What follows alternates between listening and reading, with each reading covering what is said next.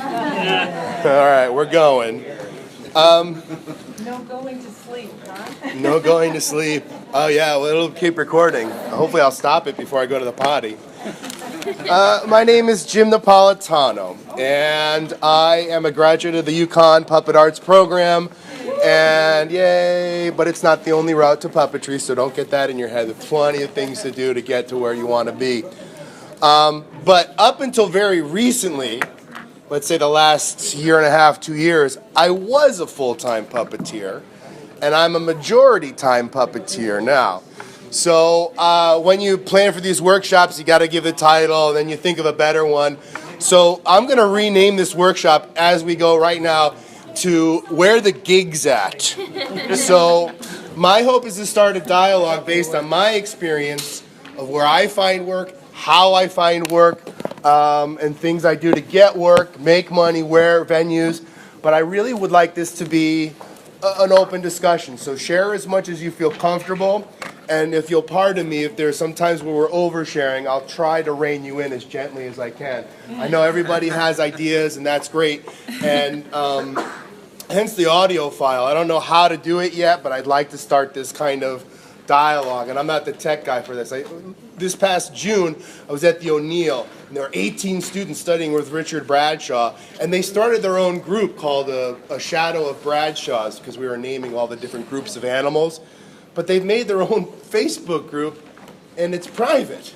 And I don't understand the idea of that. I mean, what Puppeteers of America is about, what I hope that we're all about, is sharing each other's information so that we can take the art form to the next level. Now, looking at my work, it's debatable, but that's the goal of this.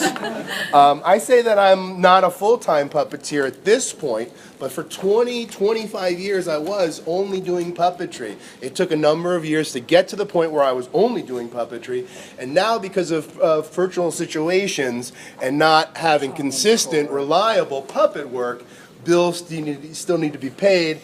And I'll talk about one of the things that I'm doing, which is something that I did 25 years ago, just starting off.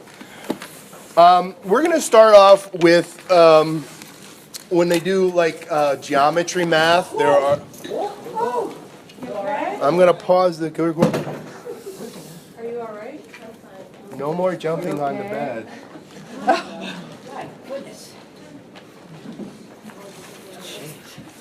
We have lots of chairs. We can pass them back. No. Less attention sometimes is easier to heal with less attention. I'm glad you're up. We're going to start with, when you do geometry, you say this and this. Well, I don't know what it's called, but here's the fact that we're going to start this whole discussion on. You have a show, and it is a good show. It's a show that you want to do. It's a show that people want to see. That is not what we're here to talk about, but that's the starting point. You have a show or shows. It's a good quality show. You're proud of that show. You have to do that show. There's nothing else you want to do. And then we go, well, where do we do the shows? So that's our first assumption. When I was a student, I started as an acting major. I did 2 years as an acting major and switched to puppetry. As I was making the switch, I talked to the incoming professor, the new professor, Bart Rockeburton, and I said, what will my future be like? How do I make? Can I make? How does this work? And one of the really interesting things he said that stuck with me, he said, you're not going to eat steak and lobster every night. But if you hustle, if you work, if you really want to, you can eat every night, and you can get your family to eat every night, so you can do it. But it's a matter of how much do you want it, how much will you hustle. So I thought that was a great starting point, and I liked that a lot because as an acting major, I was 21, 20 years old, and working really hard to be a really mundane acting major. And I heard stuff like, you'll be a great character actor, you're going to be a great Falstaff, and that's 20, 25, that's now. So I couldn't wait tables for that long. I love the idea of puppetry. You control your destiny. You go out and make things happen. Doesn't matter your age, your gender, your background, your body type. You can do it. You control your destiny. So, Oh, we're going right into it, I guess. This is a stream of consciousness I put down this morning. First nugget of wisdom: free shows lead to more free shows. It's attributed to Karen Larson. I hope to goodness it's true. She said that somebody asked her to do a free show. She said, "I'm sorry, I can't do that." They said, "Oh, it's great exposure." And then the line came out, "People die of exposure." Yeah. And you can get arrested for exposure. You can get arrested for too much exposure as You can't well. pay your grocery bills with exposure. You can't pay your grocery bills with about that, don't you, exposure. Bob? I have a note that I wrote down. No So convictions. this is really cutthroat and mercenary and not who I want to be as an artist, but who I have to be as a business, in quotes, man. You don't do this for the fame. You don't do this for the gratification. You do it for the money. That's the bottom line. Now that doesn't mean you can't do a good show. You can do a show you love, everybody loves. But keep in mind, business is not a dirty word. And I'm not a businessman by any means. I just want to share with you things that I've kind of come across in the 20 years that I've been doing. But free shows lead to more free shows.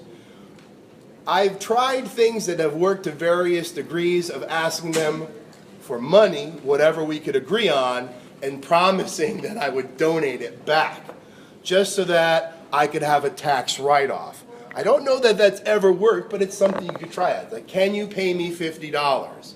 And if they say, well, I don't know, or if you pay me $50, can I pay you $25? Can I pay you back? Because if you do that, then you can write it off, as opposed to doing a free show, no write-off.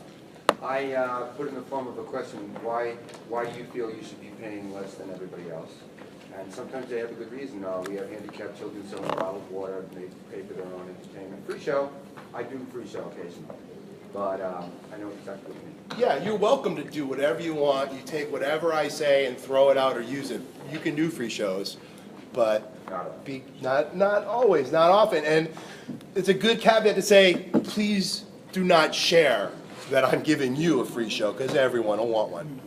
What I say is, knowing that I'm a puppeteer, I know I'm going to have to give some people a break sometime, but I choose my shows, and this year's allotment has already been used up, but you can try some other year when you have a budget. Yep. Yep. Of course, I only give one free show a year. No, two Alan free. Boone, Two. told me 30 years ago, like, find out if there's other things involved in that performance, if they're having food, if they're having music, flowers, photography, whatever it is. And many times I've asked, and it seems like they're paying everybody else, but not the entertainment. So it's why? Yeah. Why shouldn't I be paid if you're paying for the catering, if you're paying for this or paying for that? And And if you're working a big event like that, be aware that you deserve to be fed just like everybody else. May not be the guest food and may not be at the guest time. But I know when I did a show for the Goodspeed Opera House, Marty Robinson built the puppets. He made sure to tell the director, this is not a stagehand, this is not a prop guy, this is a performer. He gets housing like everybody else, he gets paid like everybody else. Now, Marty has a lot of clout to do that, and I was very grateful. But yeah, there are things to compromise when you're starting, and then there are times, and it's a really hard decision to say when you stick to your ground and call your shots and say what I need. And it's simple, and it doesn't have to be a competition. I need this. This is my full-time job. This is what I do. So you let them know that. One of the responses I have used over the years that has sometimes worked, not always, is, you don't have funding for it. Well, I recommend that you go to your local businesses and see if you can get a grant or someone to support the program. And occasionally they do call back. Often they don't, but occasionally you do. So you sometimes can salvage a show and get paid for it. Yeah, so getting a sponsor to reach out to the community and see if the community will help support your show. Getting your sponsor to work for you is something I want to talk about later. So that's a great intro, but I'm just not quite ready. But yeah, definitely ask around. It's not bad. What I do, and it's not in the notes, I say I would like to ask for a fee. Not it is, not I need. I would like to ask you for a fee of $350. And birthday parties we'll talk about, they will always say, oh, well, what if you were to do a shorter show, whatever.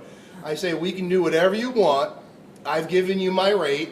Now it's your turn. Make a counter offer.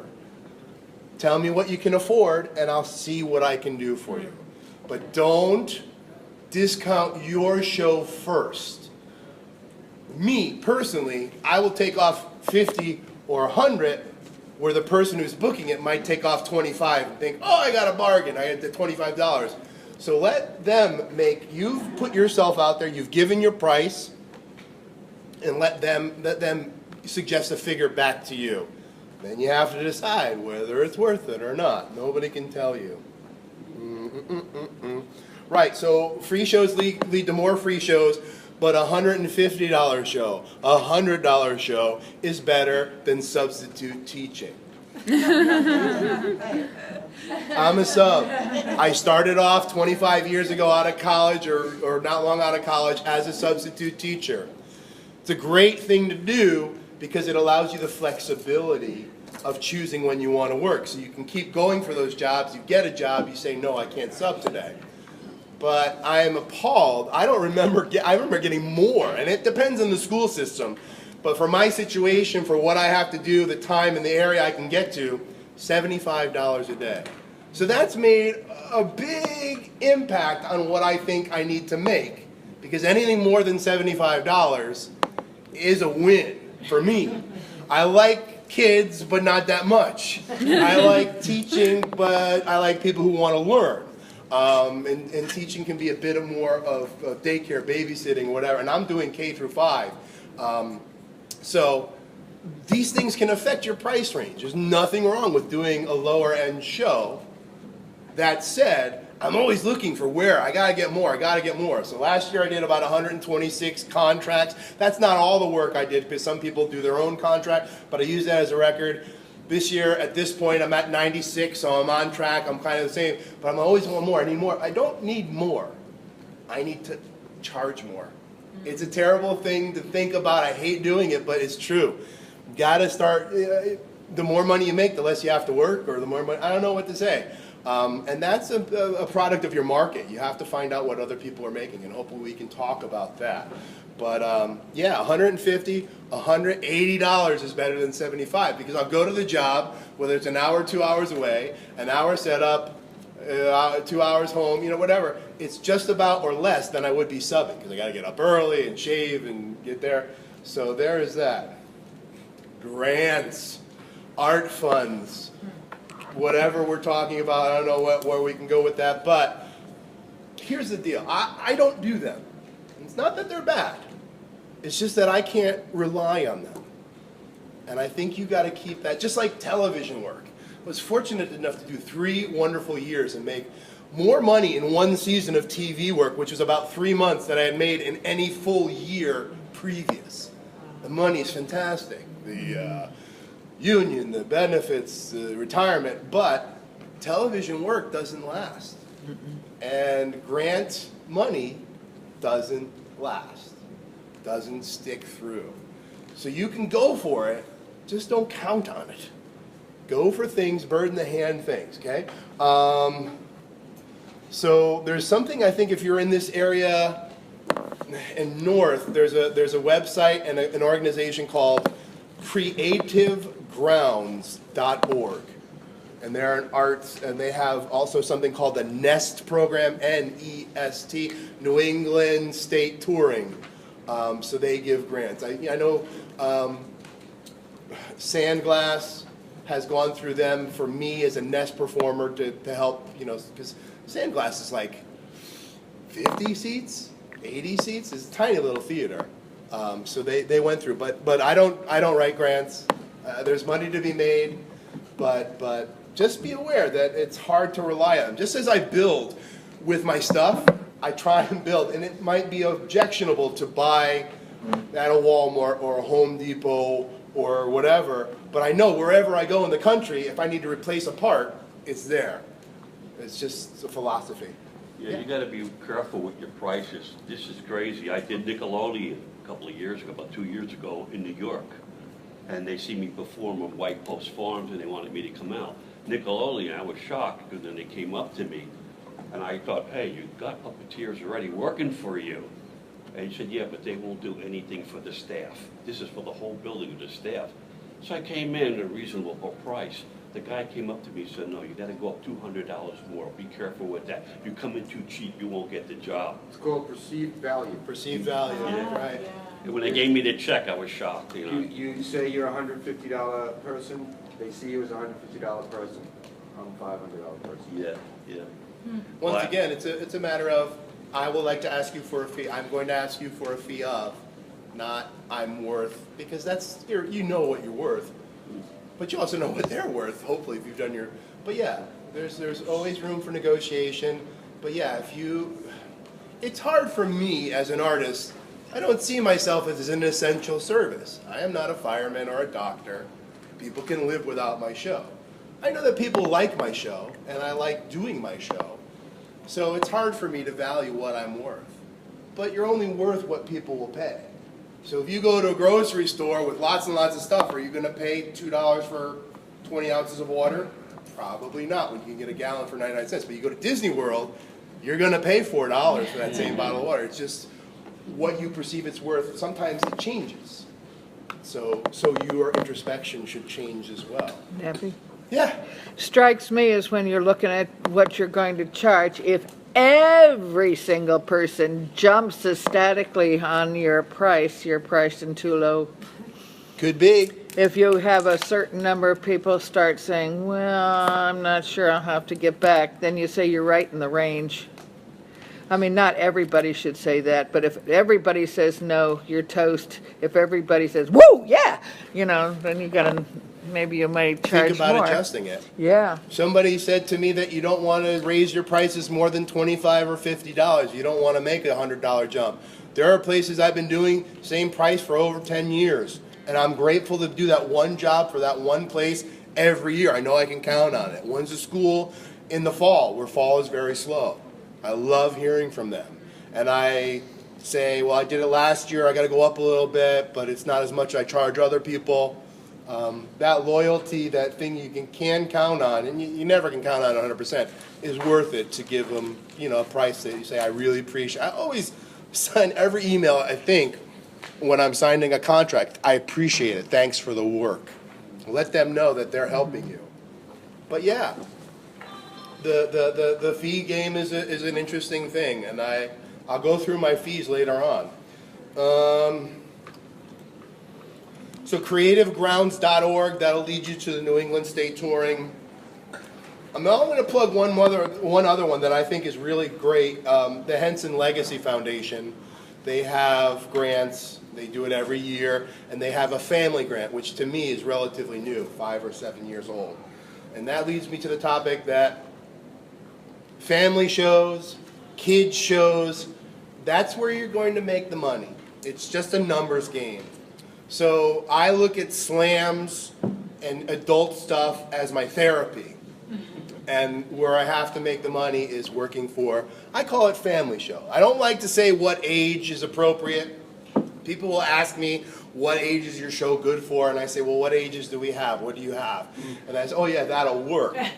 Now there are some, you're not going to do Shakespeare for preschoolers, I don't think, but within reason. But I think this is not business. A good show is a good show for any age. But keep in mind, the people who are paying are not your kids. They're the big people in the back. And you got to make them happy and laugh. So make it a good show. But once again, it goes back to a show you like to do. That's the most important thing. If you like doing it, then you'll find your audience. Just stick through it. There's a fella in Dallas named Pix Smith, and he taught a business course, and I liked a lot of it. But the one thing I took from that is give your sponsor or your audience 3 choices. So when somebody called me up recently and said, I'd like one performance for first night, I said I'll do 1 for $450, 2 for $600, 3 for $800, something along those lines, thinking that the middle choice is the one that they go for. In this case, they weren't looking for more than one show, but I thought if I could give them a lower price for 2 shows, then I would get 2 shows. So give people a choice, most likely they're gonna choose the middle one.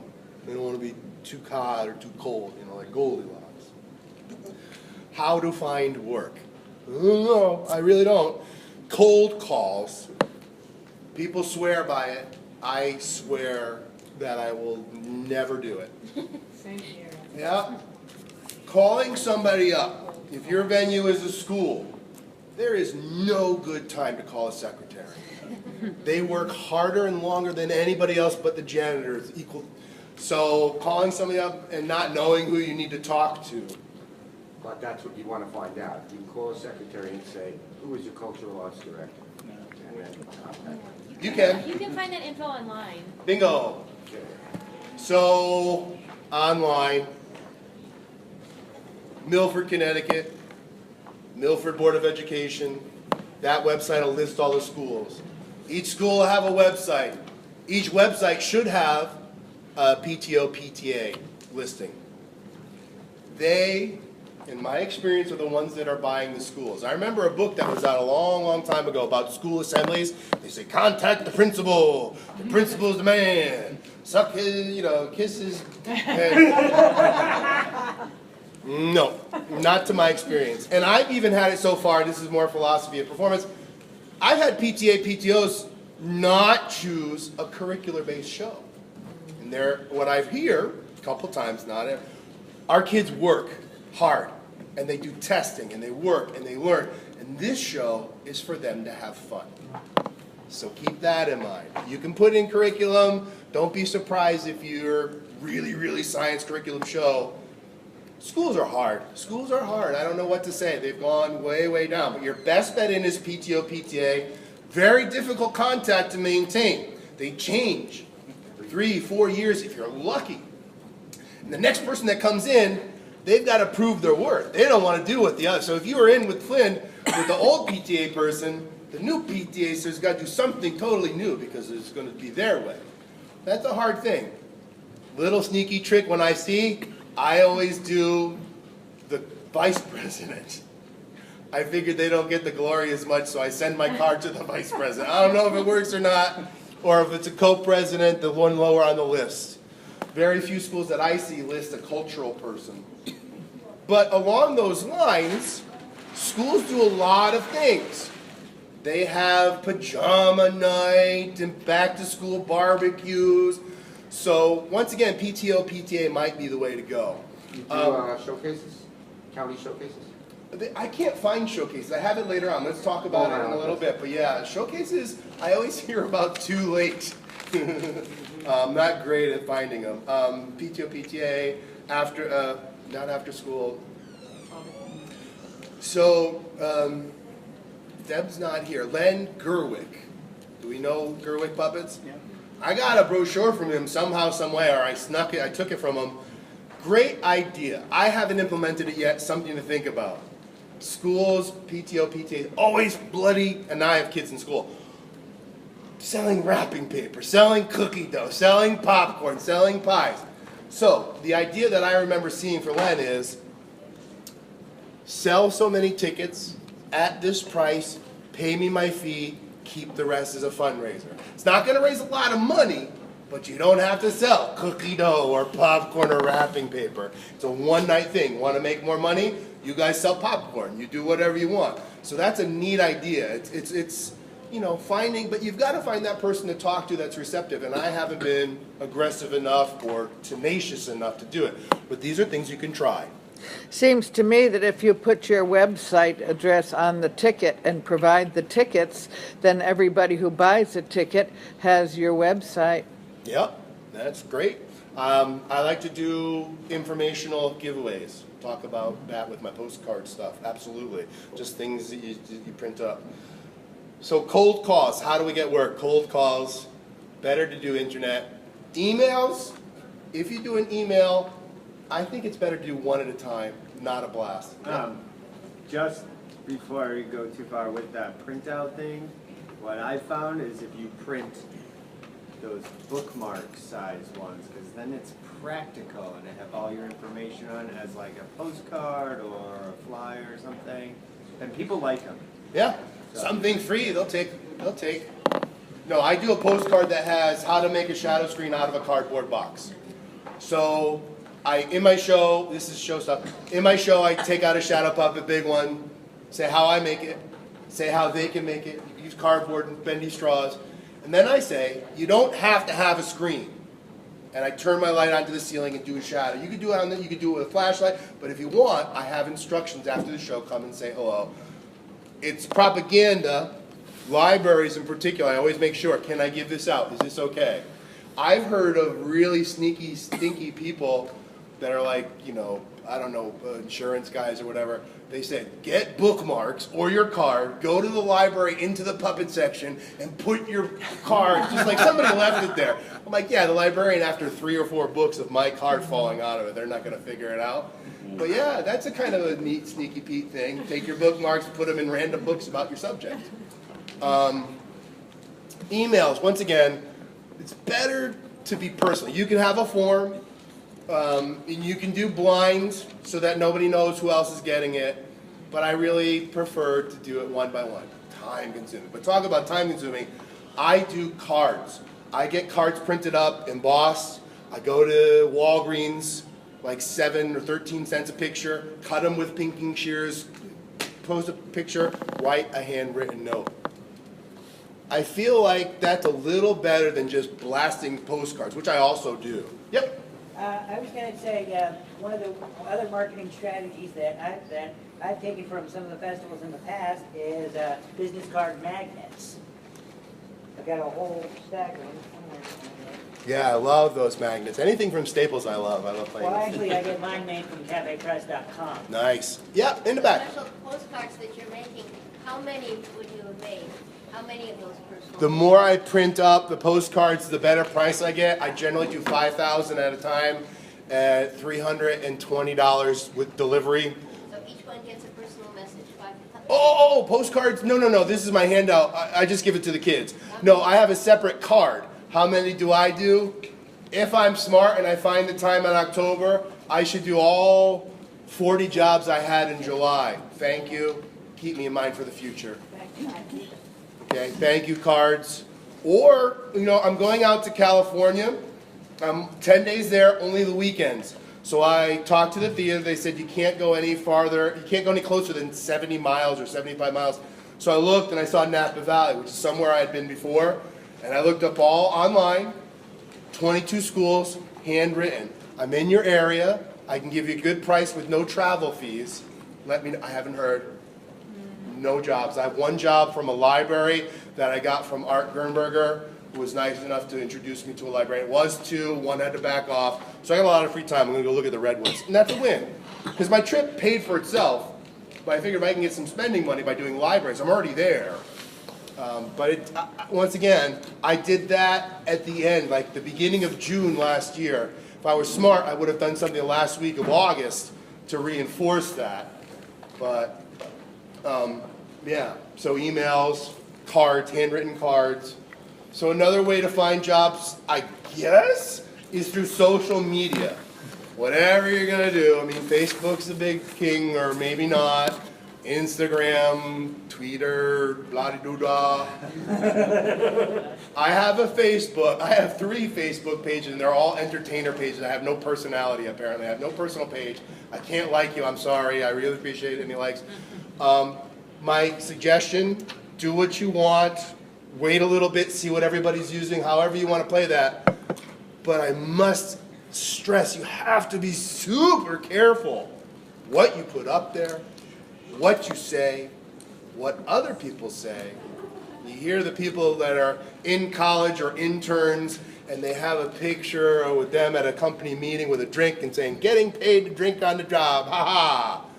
That's there forever. So think about, just as we tell kids, your digital, or parents of kids, like don't put, this is personal maybe, I'm on dating websites, and the amount of people that pick with their kids is really disturbing. Your kids have no say of what digital footprint you're creating for them. So just be very, very careful. I had somebody comment that I started working with, I like your Facebook. It's very positive. It only says good things. And people who say, that's what you want to cultivate, you know? So be careful of social media. It is a sticky wicket, I think. And it's something I've stayed away from a long time. For goodness sake, I didn't do texting for about till 2 years ago. So I'm a bit of a Luddite. But it's there, and if you're really slick, there's something called Periscope that I keep thinking I want to try. It's where you take a live video, and whoever's following you can see a live video. So I thought it'd be cool to get a camera backstage and like wave to it and do the show and do things to the camera and stuff. So You can do that on Facebook now. can you do live streaming? Yeah. You know, I saw Marshawn's show in California live as it was it's happening. brilliant, and that's the way I'd like to see stuff rather than, you know, I put stuff on Facebook that's pre-recorded or edited from another performance. But how cool is it to be able to like interact and like do stuff to the camera, 3D? Everybody say hi to my Periscope people. So it's there, and I'll talk about a little bit more about technology. Postcards. That's how I do just about everything. Postcards can be saved for years and years and years. They put it in a file, somebody goes to clean out the file, there's your postcard 5 years later. Yep. What's your favorite company that you order from? Which you find the cheapest and best quality? Oh, my postcards? I don't know if it's the cheapest or best. I just like them. The first ones I ever did. 4 over 4. 4over4.com. They're in Queens. They send you a proof, which I find very, very, very helpful. I did another one from California that just printed up, and my font got all wing-dingy, and they just printed it. I'm like, what is this? And they're like, sorry, sucker. So 4 over 4, and they let you do 50, 100, 500, any number, 1,000, 5,000, 10,000, and they're really growing. They're doing all kinds of things. They're doing Mylars, they're doing table tents, tote bags, but you could do all that. Tote bags you can do whatever. I don't know. I'm a big DIY, but I You did. can send them your mailing list and they'll print it. I know I do the mailing list myself. I do my mailing list because it's constantly changing, and you know you're always updating it. Yeah, man. Do you have a website? Do you have a website? I do have a website. Who do you use? You made it yourself? Yeah, Apple, iWeb, thingy ding. Yep. And it still There- works? Yeah. There are I two. hope so. I like WordPress. There are two. So there's Wix, W-I-X, and Squarespace. Squarespace I hear about a lot. Yeah, and Squarespace is really, there's some really nice modern designs, and you just kind of plug in your information. But those are two that I really like. Which one? There's Squarespace Oh, and Wix, W-I-X. I prefer Squarespace over Wix, but I know both I you do can get WordPress. free. You just go online and you can. yeah, WordPress has a free thing too, and you can blog if you want. Yeah. Can you blog on those? Probably, I'm not sure. Okay. I had mine on Wix and it disappeared. Oh, Yeah, telling and there's a me. little bit difference. There's a web page, but there's also the domain name. It looks like everybody's kind of savvy about it. Oh, yeah, Yes, I sir? got my domain. well, I haven't worked in puppetry for a long time, but I've been a full-time musician my whole life. And what I've found about that business is investing a little money in search engine optimization for your website goes a really long way. And it can be expensive up front because you have to get some consultant. Yeah. But it's always, I mean, if people can find you, they'll just get more gigs. Yeah, I concur with that. It's something that is a focus of mine for the next 6 months to a year. Getting somebody to help you with search page optimization is what, in case you didn't hear. So people will write code. I used to hear about things that were like white print on a white background, whatever. Like you don't see it, but it helps people find you. It can sometimes make your website read a little clunky, but it'll make it come up, and then you'll get work without having to find it yourself. So I've had a website for well over 15 years, and then let's say 12 or 10 years ago I started working for another company, and they put me on their website, and all of a sudden they were coming up first on Google because they had somebody who knew what the heck they were doing. Keyword searches or whatever. So It's a little bit of money up front, it's a little bit of an expense, but once you do it, it's there, and if you want to be found, that's how you do it. Who do you pay to do that? Mine don't know. But I mean, like, who, like what? What kind of person is their job Well, title? I think the best way to find it is to Google SEO, search engine optimization, in whatever your area, and if they're a good company, they should be the first one that comes up. And if they where I live, contact you in an people who email, are raise your consultants, eyebrow. They're 10th. You want to find them, you don't want people to find you. I'll talk about advertising and how they find you. My webpage started out with, "Are you ready for a puppet show?" And I got some, a lot of work for that way. But then I thought, gee, I'm from Cleveland, so I changed it to, "Cleveland, are you ready for a puppet show?" And now it comes up first. Wow. Yeah, geographical That's good things. what happens if you want to work beyond Cleveland? Is that? Well, do you think? then it comes up second. It's all an experiment. Bob? Yeah. Getting back to cards for a second, do you do oversized or normal size or both? I do normal size because I'm cheap, so my instructions on how to make a shadow screen, I don't wear glasses, I have trouble reading. But paying for that, I do 4x6, which is normal, and I don't want to pay first class postage, I want to pay postage.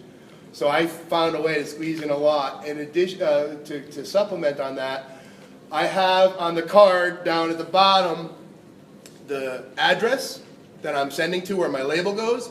Underneath that, I have my return address. It's very important to keep track of your database. I also found a way to put another label. Sometimes I just write in there, draw a doodle, nothing. Sometimes I say, stickers, book a show now till December 1st, get $50 off.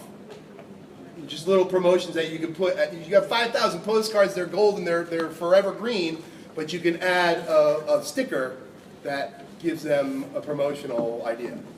So I leave a little space for there. Okay. Two questions. What's your mailing list? How do you get your mailing list for Great your question. postcards?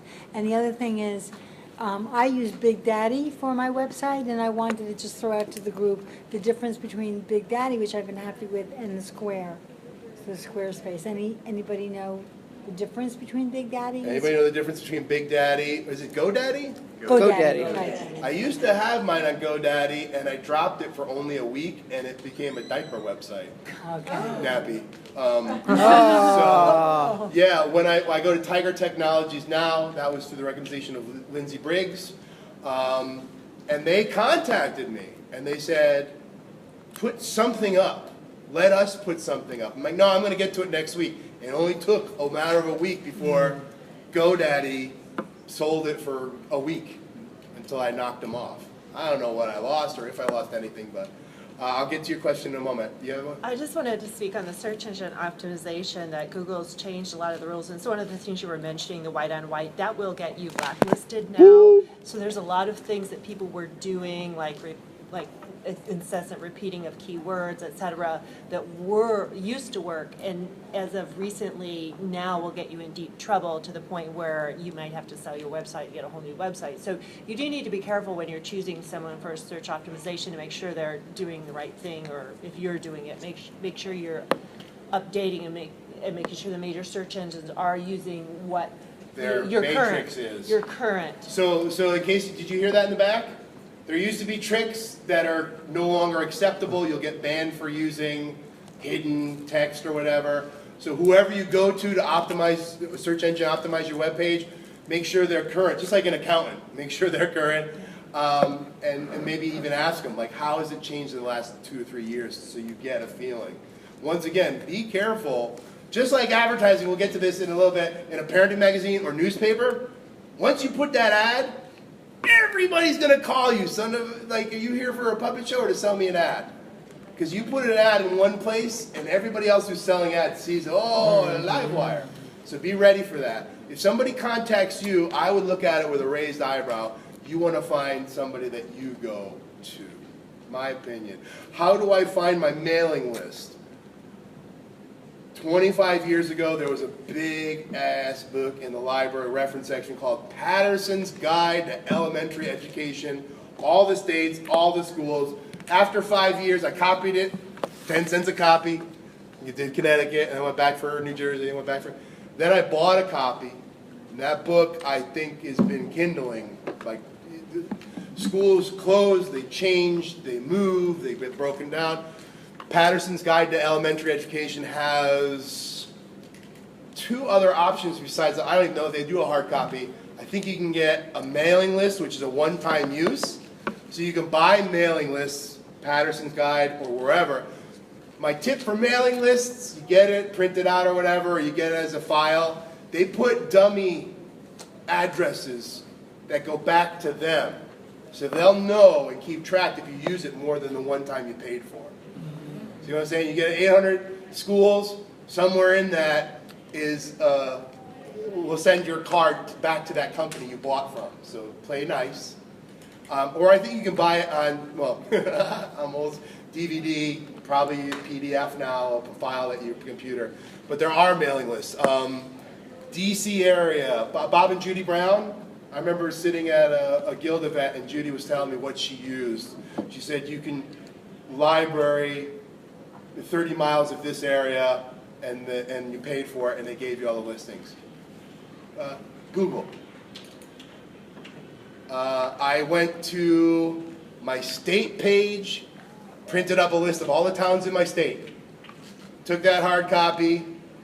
Elementary schools in Abercrombie. There they are. Cut, paste, right into Microsoft Word and make my labels that way. It's all there for free. It's all sweat equity. If that's cut and paste is sweat equity. I don't pay for a mailing list. I just steal it from the internet. It's all public knowledge. Some schools, some libraries get real tricky and won't let you copy. Like they put it in a banner and you can't get that address. But there are other pages and stuff. But always go to their website first, I find is better. Because if you go to like schools, there are all these like real estate places, like this is your local school, and this is the mean average income, and this is how many kids get to the principal's office. Like those pages annoy me. But the information's there. It's all free, public record. But some schools and private schools, they don't want people knowing their address, so they make it hard to find. Contact me is another thing to look for if you don't see it right away. That's how I do my mailing lists. Goodness gracious. All right, I'm going to move a little quicker. Showcases. Showcases. Showcases. Showcases suck, but you got to do it. It's your business. It's hard to do a puppeteer as a showcase as a puppeteer, because you got 15 minutes to set up, perform, and break down. Finding showcases, I always hear about them too late. I think they're mostly countywide. So. Countywide, that's Long Island? Yes. Yeah. There are library showcases, one that I've done, and I see that it's coming up, and I say, please let me know. Can I, am I, we'll let you know. But you don't have it, we'll let you know. And they never let me know. I don't know whose toes I stepped on or what I did. I'm a likable guy, but somebody's gatekeeping that one from me. There used to be a lot more. I find that there's not as many. So this is what I'll say. Find them, do them. Do it as small as you can. Take some of that 15 minutes to say, this is just for here. I perform for this many people, this age range. I have this many shows. Come and talk to me after, and then wow them in 5 minutes. Every time I do a showcase, it's good. I get work. But that said, if you have trouble finding showcases, every show you do, particularly library shows and birthday parties, is a showcase that you're the only one at. So if you have that card that says, this is how you make a hand puppet, this is how you make a newspaper marionette, this is how you make a shadow screen, you know, talk to the birthday party mom. I have these. Would you like to put them in their bags? May I hand them out? Yes, no, whatever. Every job you do is a showcase. Because if you're good, somebody else is going to want you for their party. The ones I've been to, they take 2 days. It's a Saturday and a Sunday, and they sit in the gymnasium, and you're one of 100 people, and you get your 6 foot by 6 foot table. And then Harlem Globetrotters are over there, flag guys over there. And you hopefully people come by. But you might get your 15 minutes. Not everybody does. And if you do, great. And actually, that really does increase the flow back at the table. But it's a 2-day per county investment. I know, right? So the Long Island Children's Museum had one that I was a part of. They have rules, like you can't do it every year. Hartford, Connecticut, they have a Park and Rec showcase. I haven't been able to do it because I take work and I have to like block that date out. I got to do it. I had a guy that talked to me, he's been doing it forever, T-Bone Stankus, who did a great Dr. Demento novelty song. He said, Jim, this is your convention, this is your work. And if you didn't do well this time, it's okay. You got to come back. And some people need to see you 2, 3, 4 times to think you're serious. Because after doing a bunch of those showcases, you see kids right out of college that show up and they're great, and they're not there next year and you never hear about them again. People come and go. So sometimes people have to see you for 2 or 3 years. So yeah, there's a performer showcase, Park and Rec, Connecticut. It's usually in February. It's called the CRAPA, C-R-P-A, or C-P-R-A. I don't know what the hell it stands for. Look for it. It's in February-ish. There's one at Park and Rec in Massachusetts. You can ask, should I volunteer Deb Koski? And I saw her at one that was really good. Look for business ones. Like there's this great big magazine that costs a lot of money, PTO Today. And they have them like 5 or 10 throughout the country, and it's mucho expensive, and they don't have performances. But sometimes sneaking into one of those, or a library showcase that's not for performers, they're selling bookshelves and microfiche technology or whatever. You show up as a performer, you're the belle of the ball. And share a table. Find another person or 2 people unrelated to puppetry, and then you can get people going both ways past your table. You know, I had a magician and another guy who did music and puppetry and me. We all shared a table, and we rocked the house. The magician did a card trick, and then they came to I had a little box that people had to look into. And I had a little stupid little funnel, and they had to put up their idea. Because the rule was don't disrupt from your other neighbors. So I made a peek show. And so he did the card. He goes, oh, I don't know. Go see Nappy. I think he's got your card. And I had a little rabbit shout, is this your card? No. So yeah, one time I was too late to get into the performance. I rented a table. Can I perform at my table? Yes, but don't distract. Little box. I think I got it from Shadow Puppeteer in Portland. Chase. Yeah, she did a regional thing where people had to look in to see their little shadow puppet show. Anywhere where you can stand out, because all these librarians are looking at card catalog systems or whatever, and you're there, and you get them to sing Old MacDonald, and that's great stuff. Share a table. Where do I perform? Where can you perform? Library performances, birthday parties, that's a debate. Campground, somebody just mentioned. Usually they have a big, trading center or whatever. You can be inside. You don't have to be outside. I have to be inside, with a few exceptions. Preschools, daycares. I'm doing this in listing of orders. So I do libraries, birthday parties, preschools, daycares, after schools, park and recs, country clubs, senior centers. Those really work well for me if they're intergenerational. So if they have a daycare they can bring in, or they have a family day, that's when I do well with seniors, because they don't care about my show, they just want to hear the kids laughing. Whatever works for you. These are just some places. Place that I'd love to find out about, farmers markets, not really much for me. Fairs and festivals, this time of year is really slow for me, but there are a lot of corn festivals or whatever. So if you can do outdoor, first nights, same thing. I don't particularly like them because you have to be a circus barker and call your audience in, and nobody wants to sit down. They all want to stand by the door because there's something they have to do at the next 15 minutes and they're watching you. They don't sit and invest in your show. So a first night is a hard thing. A fair and a festival is not my cup of tea, but I may get desperate to start doing it. I have done outdoors. I get a carport, like one of those pipe and drape canopies, and get the audience to sit under that, and I have another one so I can do shadows outside. Pain in the butt, lots of extra heavy calling for first nights. So those are where you might find other places to keep in mind, more in Seoul, puppet centers, puppet theaters, and this is a special case. You want to support the art, so, all right, Puppet Showplace for a long time gave you 1/3 of the house or $100 or something like that. I had been doing Showplace for well over 12 years, just because it's the showplace. The oldest puppet theater in New England. You support it, you go, you do it. That's me. That's how I feel. Same thing. So make your choices, but if you can, if I go out to a puppet theater like Great Arizona or Paul Mesner in Kansas City, I do a puppet tithe. I try and donate back 10%, whatever I make, just to let them know that they're important and you appreciate it. And it's a tax write-off, so that's something you do. Puppet centers, puppet slams, that's for feeding your soul. You might get gas money in a meal. Puppet festivals, pretty much the same. And cruise ships, I really want to think about. I'm at a point where I don't have as many responsibilities. Things have changed for me, and I'm like, I can go to Dragon Con, I can go to this. I want to look into cruise ships, but I just haven't found it. Yeah? Larry Harnett, all he did. Yeah. He's gone, you should look into it. Yeah, I have a feeling, Philip Huber wrote an article in old P of A, and the journal is being digitized or has been digitized, so that's an incentive for you to get it. Philip did a great article, but I have a feeling that things have changed, as they have for all of us, and that the cruise ship, like a Disney cruise line, they have all their entertainment in-house.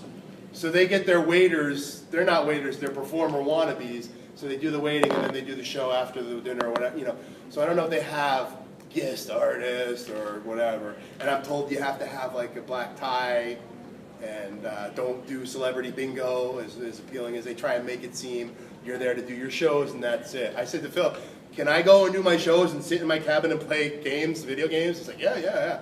Like, good, I won't get in trouble that way. Just make sure on a cruise ship, all the puppets have life vests. Yeah, life vest. And also, you want to negotiate certain things like your passenger rights, not a crew right. Okay, website. Your website should have videos. I look at my website as a showcase. So get some videos up there. So it's worth learning how to do a website or paying somebody to do a website. It's worth learning to edit your videos. We all have bloody computers that are better than the space shot in our pockets. This thing has a video editing capability. Play with it on something that's not important. But yeah, you want people to see your work. That's the best way you're going to sell your work, is for people can see your best elements. I was just saying that there's a little corner of a market that I've tapped into, and that's the AARP luncheon. So there's another corner. I would lump that with maybe senior centers. Yeah. Senior centers have a budget, and they have people entertained quite often, but usually it's very low, $50, $75 as of 15 years ago. So a guitar player can walk in with a guitar and sing songs that people would find relevant. Me doing monkeys jumping on the bed. One time I did a senior center after a Thanksgiving feast, and they were all sleepy, and they got very irate and said, "Didn't they know this was for kids?" And I said, "Well, it's for people who like to laugh, you big grubhead." But so I don't pursue that. But it's there. AARP, very powerful organization. My mom and dad, my mom in particular, she's just thrilled to get the magazine and see Kevin Spacey. Oh, Tom Cruise is on the magazine.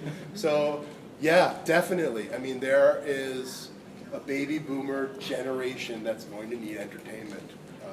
Or become a nurse if the puppet thing, they make a lot of money. So you can do your website, get videos. It's really a showcase. Discounts, yeah.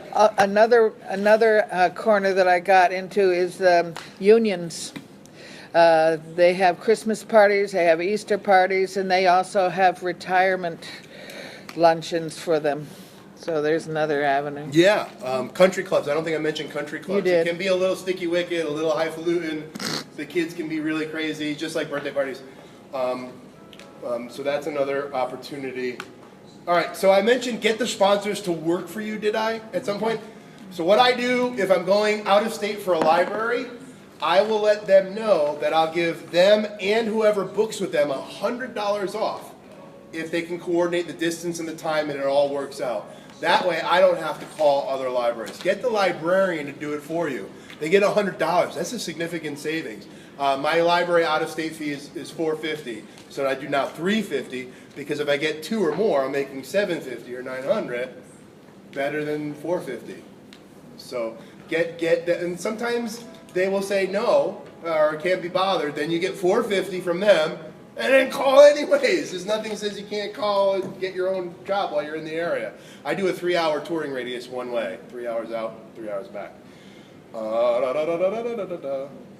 get your sponsors to work with you. Advertising, I don't do a lot of it now. I used to do parenting magazines, websites like a Hula Frog or a Macaroni Kid or a Mommy's Blog. There are a dime a dozen. Once again, be wary. Once you put one ad in, everybody's going to want you to put an ad in theirs. They're going to tell you how many people and unique visitors and blah, blah, blah, blah, blah. My kind of formula is a 6-month ad shouldn't be more than 2 shows. That's just what I feel comfortable paying. So if I get 2 birthday party shows, I get $500, $250 birthday party show, I don't want to pay more than $500 for an ad. I paid like $800 for a bar mitzvah ad one time. Beautiful magazine, totally did not fit for me. So I just blew away, that money. Look to see who's looking at it, who's editorial opinion, newspapers are dead or dying. Only obituaries are really relevant for newspapers, so think about whether you want to advertise. My opinion. God, hope you do it. What about like free entertainment papers? I find those weird. Sure. I think the ones that I see are so poorly put together that it's just like you can't find anything because they're the free ones, the advisor that I have. But yeah, a free is free, but you're opening yourself up to say no to a lot of other adverts. Whatever works for you. I'm just telling you what I've done. I don't do the kids magazine anymore. Yeah, those parents magazine and so forth, they're a real loser because the people who read those have little itty bitty babies, which you can't do. And by the time that little itty bitty baby is big enough for you to go with, the parents don't read that magazine anymore. Do you say no very often? I say no to a lot of people. Advertising or no to shops? If people say, how did you hear that? And then, no. I get told no more than I say no. It's That's my ex-wife. If it's 1,000 feet from the curb to the stage or escalators, I'll say no or I'll start charging for it, and then they say no. Because I'll go over fees and add-ons and stuff.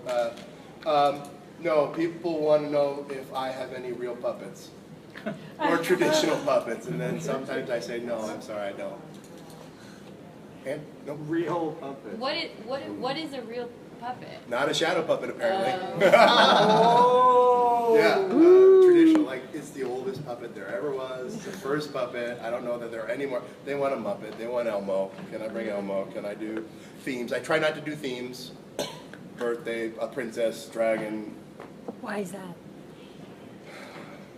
I don't know. It just rubs me the wrong way. For a long time, I didn't do seasonal stuff. I do a Halloween, which is just a reskinning. I do a sing-along. Now for Halloween, I do a spooky, silly sing-along. So instead of 5 little monkeys jumping on the bed, 5 little mummies jumping on the bed. 5 little ducks, 5 little zombie ducks. But you can steer people away from the themes. I do that a lot. Yeah, you can They suggest. want a Superman show built like next week, or a Little Mermaid like by next week.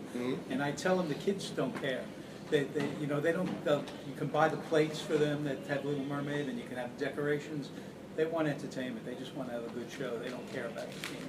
It is an opportunity if you're hungry and aggressive enough to say, my daughter loves strawberry shortcake. Well, okay. I will make a very simple, rudimentary strawberry shortcake puppet. It'll be the MC of the show. And at the end of the show, I'd be happy to let your daughter have it for this amount of money extra. But isn't that illegal? I mean, that's Is it illegal? Yeah, because you're making Puppetry's money. illegal in some blue laws. No, I don't know. seriously. No. You're making Oh, money yeah, catch off me of if you strawberry. can. What are you going to get from me? Yeah, copyright infringement is a real thing. I Yeah. ignore it. I once had a person that wanted to do a cowboy show, but I was doing Little Red Riding Hood that year, so my MC came out in a cowboy hat and said, "Howdy, you know what a cowboy's favorite fairy tale is?" Just like a toddler, sponsors can be redirected. Yeah, I just want a little feedback on you. If you're doing a Muppet show for, let's say, a birthday party, okay, you're not going to use the rods because you want to have more. You want to have at least 2 characters come up and, Well, I don't do hand and you puppets. work by yourself. Yeah, I only do shadows. And I do Oh, have you an don't do Elmo them. head. I do Oh. Jack Horner, Huh? I do Jack Horner, little Jack Horner stuck. First he pulls out a Pikachu, copyright infringement. Then he pulls out an opera singer. Then he sticks in his elbow and he pulls out the head of Elmo. And that's when I go, no, no, no, no, that's not only wrong, kids, that's a copyright I infringement. thought you did a Muppet show on the birthday show. No, no, no, no, shadow. Yeah. I'll tell you why you shouldn't do a theme show. The library has some big things on insects or something, then you design your show for it, and it's really not what you truly love, and it's not truly you, and you hate it for the whole summer and can't use it beyond that. So do what you love. Yeah, theme show for holidays. Why do I want to make a show for 1/12 of the year? Right. Reading, libraries do have reading themes, but if you talk to the library, really talk to them, they'll be like, oh, we don't have to, we don't do it. So, and it just takes one acknowledgement of the reading thing. Every hero has a story was one, dig into reading, or, like superheroes. Every hero has a story. Everybody did superheroes. And I did Jack and the Beanstalk, an American hero, and told the Richard Chase Appalachian Mountain Jack style. So, I already had that show. I have one show with 4 titles. It's your smell. It's the way It is. How you sell it? Yeah. One more. What with you were talking about how you talk to the librarian and so forth. One of the things that we don't do as artists, and that is we don't attend to the business of the salesman. At one time in your life, you're going to be the salesman. Therefore, what's wrong with reading Zig Ziglar's book on the art of closing the deal and the different ones that all salesmen read, the salesman's Bibles on finding out what your client really wants, not what he says he wants, and things like that. We're business people on this part. That's true. There's nothing wrong with reading business books, utilizing those skills. There's also nothing wrong with being a person and asking your children's librarian, what did you read in the last 6 months that I should read? They'll love to talk to you about that. And that's something I really want to know. Well, that's it. The opening sentence, they always say in the salesman books, don't give them a question which is a yes or no answer. What you do is you ask them something so they have to start talking to you, and therefore you're starting to build a personal relationship find out one what to they like. another. But there's nothing wrong with being a nice person and asking them what they like, or who have you had? Yeah, And who have you we've had? Crabgrass. Who do and you we've like? Had, Perry We've had Pumpernickel. Oh, they're great. Did you see this show or this show? Yeah, exactly. You never say anything negative. My philosophy as a performer, totally as low maintenance as possible. Bring everything, get there early, but only need 10 minutes to set it, whatever, just be as pleasant as possible. And call Let's them before go you go. to the speed round. 2 pages, we'll get through it. Pencils ready? Web resources. This is where you can find jobs. We can talk about them, but I'm going to give them out first. Gigsalad.com. G-I-G. Salad, S-A-L-A-D.com. Another one, gigmasters.com. 2 that I'm not sure about the phrasing, but I think you should look at, schoolassemblies.com, schoolshows.com. I'll talk about one more that I'm giving you that I find very, very hot right now. It could give you some work. All these things are subscription service. You buy 3 months or 6 months. Gigmasters, based in Norwalk, Connecticut. I want a birthday party entertainer. You might be bidding against a clown and the balloon guy or a face painter. It kind of becomes a lowest bidder wins. Gig salad's like that too. Gig Salad is like that, but if you let your Gig Salad membership lapse, they still send you gigs if you're specifically suited for them. And then you're only getting puppet gigs. I like Gig Salad a lot more than Gig Masters. Oh. But it's something that, if 1 or 2 jobs a month extra is going to make or break you, Gig Salad, Gig Masters. Here's the one that somebody told me about, and I like it a lot. Thumbtack. Thumbtack, I believe. It used to be you buy credits. You get little space dollars or tokens or whatever, and every job you bid on was 3 or 2. Now they're realizing that there's not many puppeteers, and if there's a low percentage of people bidding, you get the gig for free. You bid for free. Now, you might get 1 out of 6, 1 out of 9, 1 out of 12, but once again, these people are there and you didn't know about them, and that's one that you can get. So Thumbtack, I like, and they do everything, from a dog walker to a beautician or whatever. So those are really good research, and I really thought long and hard because all of a sudden Thumbtack is really popping for me. So.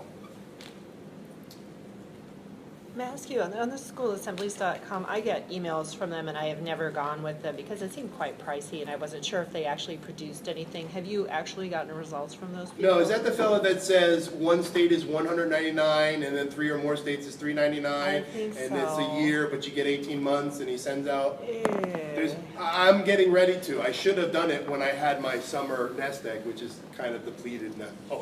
I always say I want to do that one, but I also haven't looked at it. But I know the fellow. I've met him and had a table. No, I don't know him personally or anything. I can't vouch for him. But I sat across from him, and then I found out that he was. He's consistent and persistent. He sends out lots of things. Can't recommend it. Jim, what do you do with different states? You know, different states you can charge more, some you got to charge less. How do you judge that? My fees, for what it's worth, $150 per gig for multiple gigs. So I go to Queens, and what a pain in the ass it is. I get done at 4 or 5 and have to go through traffic.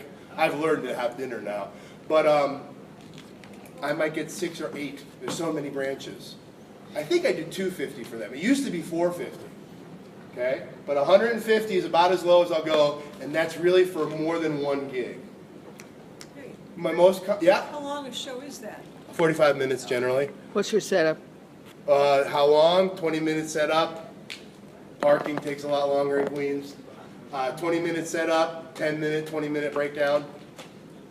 My most common fee is $250. That's for after schools, birthday parties, preschools.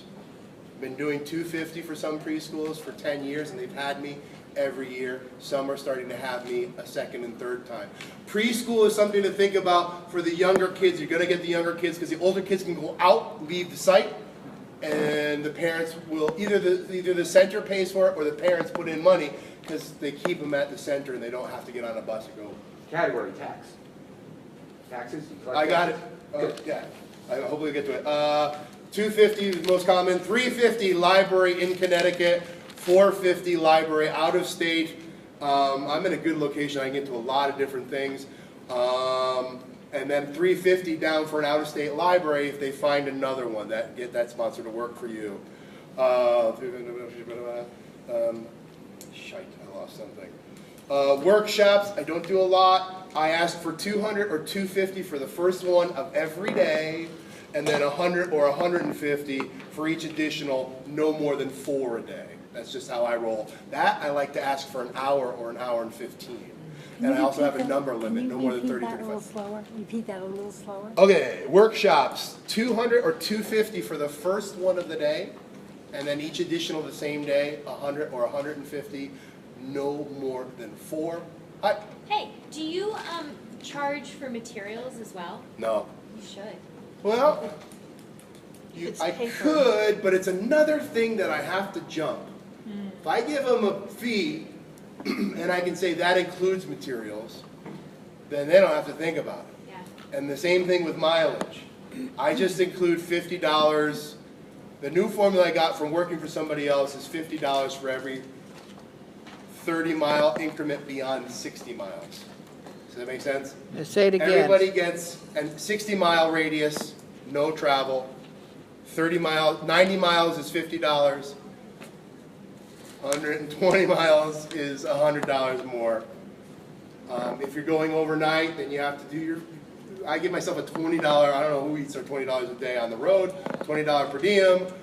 Think about hotel. I had this gig, they're asking me for just the weekends, 10 days in California. I said, I did parking at the airport, extra baggage fee. I did everything I could think of, gave them the fee.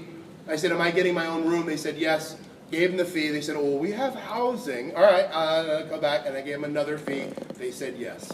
So they took my second offering. And it's, like I said, like baggage, an extra bag, whatever that might be, I put $50 down or 25 per bag if it's overweight.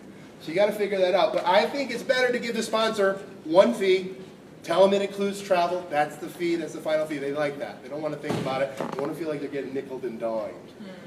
$75 for sub-teaching, flexibility, so finding alternate revenues, selling DVDs, making stuff for Etsy, selling puppets, t-shirts, buttons, stickers, get your stuff onto YouTube. No, that's a different thing. All right, so taxes, great. You are entertainers once you get to be doing this full time. Entertainers write off a heck of a lot. It's worth looking into. Every movie ticket, every book, every music, office equipment, Cleaning bills. Miles. Cleaning your blacks. Cleaning your blacks, yeah. Clothes you use only for performance. Yeah. Space in your home that only has puppet work going on. So, Providing it has 4 defined walls and nothing else is in that room. so no sheds. Well, if the shed is used, 100, if you put a rake in your shed, you're toast. Yeah, 'cause if you get audited. Unless you have a Yeah. puppet. You have to, if you have an office, if you have an office in your home and you have a goldfish bowl in that room with you, you're toast. You have to have a well-defined wall. You cannot measure off feet on saying, I'm using half a room. You can't do that. It has to have the defined walls. I just went through, I got a new house. I said my basement in one room, but the basement isn't included in the square footage on the field card, so we had to do how big is the basement versus the field card, get the percentage. Here's the bottom line. And is your washing machine in Find your a basement? good, careful accountant Yep. and challenge them. It's your job to get money back. When I got married, I don't know how to write off the divorce. When I got married, I had rehearsal space. My DJ was voiceover lessons. All kinds of creative things. I am not Enron, but I did play that. And I haven't gotten caught to date. The person I use now is very cautious. I don't like her, but I appreciate her. 80% of my cell phone, because you can't prove that 20% is not personal. 80% of my cable bill, because I think 100%. Everything I look at is research. Sorry, Artie. No problem. Do you charge tax, do you collect tax to pay the state? There's sales I tax haven't made enough yet to have to do that, except when I was doing TV. I worked for Foxwoods. Foxwoods paid Atlantic City guy. Atlantic City guy paid me. I started putting away quarterly taxes. I went to the guy that did my grandfather's taxes and did my father's taxes and my taxes. He goes, "Where's your W blah blah blah form?" I said, "I didn't get one." He said, "I'm not telling you what to do, but if there's no form, then you don't pay taxes on it." It was a weird situation, and so I worked hard to get that money back. I took out money out of my retirement to put a down payment on my second house. That killed me. I didn't pay taxes ahead of time. And I talked to my accountant. I said, "I'm making this. I'm going to take out that." I went my whole career without ever mentioning that I'm collecting tax and I'm going to hand it, I always claimed, even on the 12 grand, let's say, I would pay taxes on it so they wouldn't come and ask me about the rest. Yeah. Yeah. I had to get a business account. So I have a business checking account. So that's a documentation of how much money I make. Because I get $150 checks, and I get enough of those, it's hard for them to track down. So now I have it documented through my deposits, and I have another one that birthday party pays with cash. I was never here. Yeah.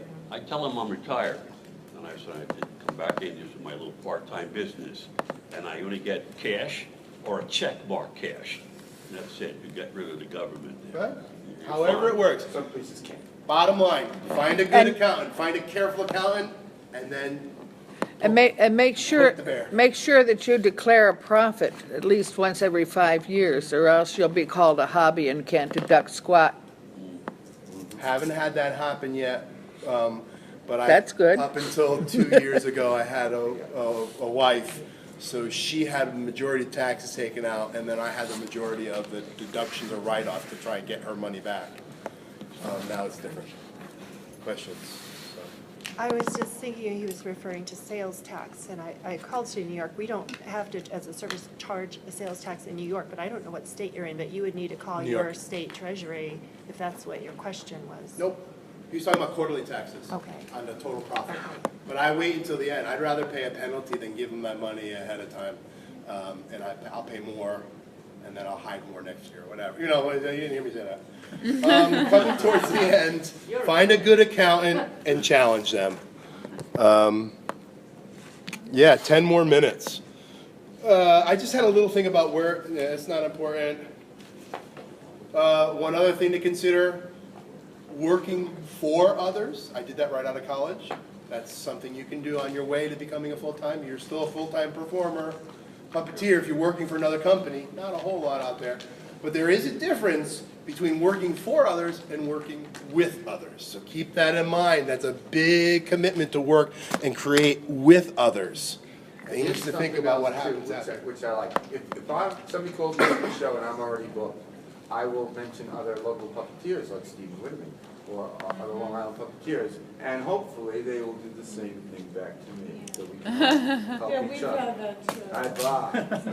And I am very cautious. I always suggest a magician instead, because then they'll go with the magician this year, but they might go with the puppet next year. I will start with sources. You can go here, you can go to Gig Salad, and if they push me for more, then I will give names and numbers, but I will also say, I am not recommending. And the idea is, you're putting yourself on the line. And any one of us can have a bad day or a bad customer, and then you gave them that recommendation, and now you're in trouble too. You can put them in touch with the PA. But you could say, here are people I like to drink with. Here are people who I've seen one of their shows. I like it. You may not.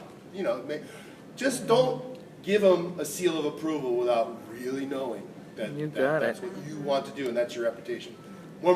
Who's got what's that? This has me thinking. I'm New York City based, and I have two things of places that people can find work. So Universal Pre-K is this huge thing that's happening in New York State, and there are like 30,000 new placements for preschoolers. And there are sites all around the city and I believe the state. So if you have preschool shows, you should really look into that. The DOE is putting the Department of Education is putting so much money into this universal pre-K. So I really think there's going to be some money there. The second thing is I work at the New Victory Theater. We're a theater on 42nd Street. We should talk. I've been there. But cool. But I really think there is something to trying to get in with these bigger companies that then can help you with your marketing, with all of that stuff. And a way to get in is there are, I know that Puppet Show Place is also doing this, but there are labs if you're trying to make a new show. Wanted to move it off So the edge. it's not necessarily for people that already have shows, but people that are trying to make new work for young audiences. We have, at the New Victory, we have a program called LabWorks. It's an application, you submit an application for an idea of a new show, we give you space, and then what you can do is you can say, I developed this work at the New Victory Theater, which is a name that people may know. It's kind of this stamp of approval. I also know Space on Ryder Farm is a really good kind of name as well. It's kind of just it gets you in the door easier. I'm happy to talk to anyone about that. Thank you. I worked for the New Victory long ago when the Hensons were still doing their puppet festival, and they invited me and all the other guest artists that were teaching to lunch. And they came up with a binder that I've kept to this day. That was an incredible resource that they gave to the teachers about all the different people. So they were doing Firebird and Shadows. Yeah. And then I have a quote that I still use from the New Victory. So, but that's the difference between working for and working with. Not that one's better than the other, but work with the New Victory Theater, work with other organizations. You know, it's if you have a program like you're doing a drug prevention or child awareness, talk to the police department and tell them, if you like what I do, you know, would you please recommend me to other police departments? You know how many police departments there are like in your state? Yeah. You keep it pretty Yeah, busy. absolutely. Just be careful to do too many on themes that you think are vulnerable. There's so many bullying shows, for God's sakes, don't do more. She mentioned young audiences. I know that young audiences is big in my area, but one thing they really are a booking agency, and they got the money, they can pay you, but you got to give them your show, and you're not allowed to go anywhere else with that show anywhere else. They want exclusivity, and I would never work for them. But you could also, like I said, one show, 4 titles. Yeah. A couple of quick things. Oh, there's a thought. Young audiences. Insurance. Get it. You need it. Performers insurance. You don't have it? Join Puppeteers of America if you haven't, you big dummies. 4 titles. $300, $350, $1 million policy through Puppeteers of America. Bam, you're done. You have to have it. One time I was talking with my ex when she was not my ex, and she's like, why do we have this? I'm like, what if I'm backing out of a space and bump somebody? They can take the house. Get insurance. You're a professional. If you're going to be a professional, be a professional. And you write it off. It's a write-off. It's a write-off. I just want to say, There you are. working full-time as a puppeteer is hard. It's really hard. I've been doing it 37 years. Nancy's been doing it long. Hey, Nancy. Oh, hey. Drew Allison once did a workshop on burnout, and he called me, and I said, great, I'm like the face of burnout. Me and Nikki Tilrow and 2 other people. But we all came to the conclusion that all of us here are like so fortunate to be able to be pursuing full-time puppetry as opposed to working in a coal mine or an auto assembly line or something like that. So stick with it. I don't know how many people are trying to become full-time puppeteers, but Yeah. you're really lucky That's to great. be aiming at that. Tenacity. I have Are you in PTSD New from York now? nursing, Huh? so. Are you in New York now? Both. Florida, New York. Go But to yeah, Nickelodeon, they pay once well. again, Yeah. you're not going to eat Okay. steak every night. I hope you like ramen sometimes. Steak, what's but that? You have to do it because, I mean, what else would I do? I can't substitute teach forever. Who are you? I don't know. That's I- exactly it. But- It all boils down to who are you? Yeah, you can do it. You just gotta hustle. I mean, I don't know if this might work out, but I remember Bart saying, so there's a new supermarket opening 90 miles away.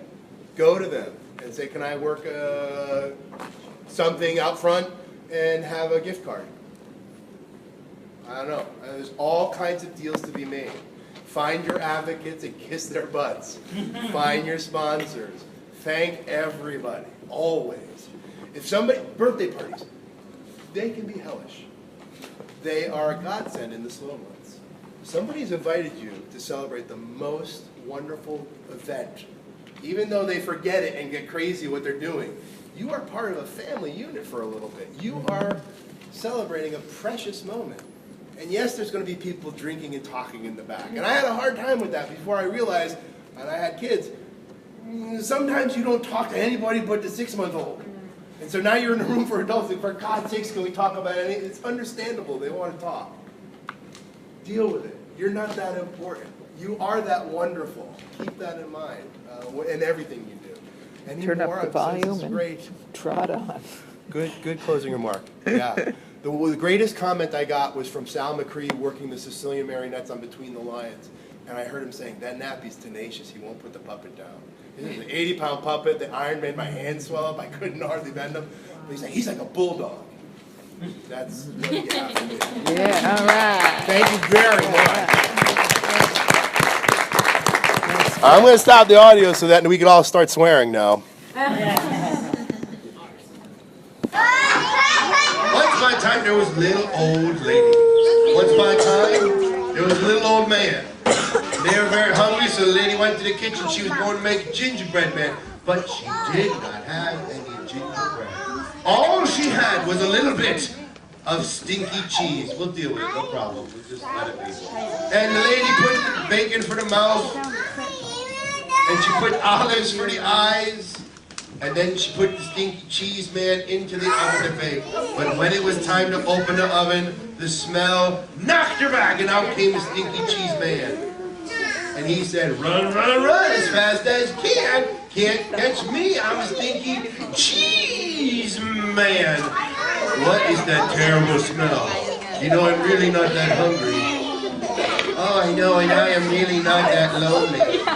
So the little old lady and the little old man, they did not chase the stinky cheese man, but the stinky cheese man ran and ran. He ran and ran all the way to the fields where there was a cow. And the cow stopped and he said, moo, or she said, moo, rather. What is that terrible smell? Ha! I'm a stinky cheese man. I ran away from the little old lady, the little old man, and I can run away from you too. Run, run, run as fast as can. Can't catch me. I'm a stinky cheese man. But the cow just said, moo. I bet that stinky cheese man could give somebody 3 or 4 stomach aches. And the cow didn't chase the stinky cheese man either, but the stinky cheese man ran and ran. He ran all the way to a school where there was a little boy and a little girl playing outside, and the girl said, gross, what's that nasty smell? I was stinky cheese man. I ran away from the little old lady and the little old man, and I can run away from you too. I can. Run, run, run as fast as you can. Can't catch me. I'm a stinky. Thank you. I think if we catch him, our teacher would make us eat him. Bleh. So the little boy and the little girl, they didn't chase the stinky cheese man either, but the stinky cheese man ran and ran all the way to the river. Oh no! How will I ever get across the river? And then, do you know who showed up? That's right, it was a skunk. And the skunk said, hey, yo, jump on my back, I'll take you across the river. Aren't you supposed to be a fox or a wolf or something? Hey, don't press your luck, jump on my back. So the stinky cheese man jumped on the skunk's back, and the skunk began to swim across the river. But halfway across the river, the skunk said, oh, what's that terrible smell? And he coughed, and he gagged, and he sneezed. Ha-ee-ha-choo!